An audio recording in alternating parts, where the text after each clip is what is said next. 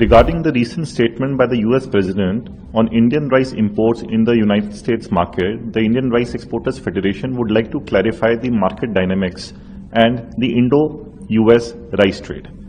US is an important market for India. In the last preceding financial year 24-25, India exported basmati rice worth $337 million, weighing approximately 270,000 metric tons to the US market. This places the US market as the fifth largest market for Indian basmati rice.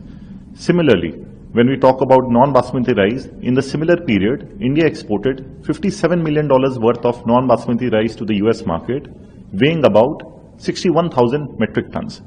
This places US as the 24th largest market for Indian non-basmati rice. Now first we have to understand that who is the buyer for this non-basmati and basmati rice in the US market. It is people from the Gulf and the subcontinent region, primarily people of Afghani, Iraqi, Irani, Indian, Bangladeshi and Pakistani origin are the primary consumer of Indian rice in the US market. All the exports of the US market are demand driven. They are placed based on advance orders from US importers. We have seen that there has been an increasing trend in Indian rice exports to the US market as the popularity of Indian and South Asian dishes such as biryani have grown in the US market. Now, all the exports are demand driven. They're based on taste because Indian rice has a very distinct flavor, texture and color palette, which is more suitable for certain type of traditional Indian and South Asian dishes. The American grown rice is not a like-for-like substitute for Indian rice and it cannot be used as an alternative in Indian dishes.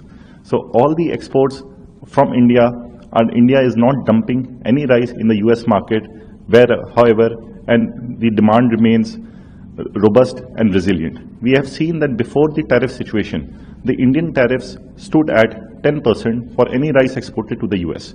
This was later on increased to 50%. Even though there was a steep increase of 40% in the tariff rates, we have seen that the Indian exports have not fallen. This is primarily because of the reason that Indian rice has to be consumed by people who need it. It is not a favor which the US consumer is doing on India, but it is the requirement of the US market. We have seen that the prices in the domestic market in the US have consistently increased. Because of this tariff hike, earlier a 10-pound bag, which is the most popular packaging in the US market, was being sold for approximately 13 USD for per bag. After the tariff situation, this has increased to about $18 to $19 per bag. This means that while largely the realization for Indian farmers and Indian exporters have remained consistent, however, all the tariff hike has been borne by the US consumer, who has borne the brunt of this tariff increase, which has resulted in domestic food inflation in the US market. India remains poised to increase its trade to different markets, even though the US is a large market for India. However, Indian rice exports are well diversified across the world.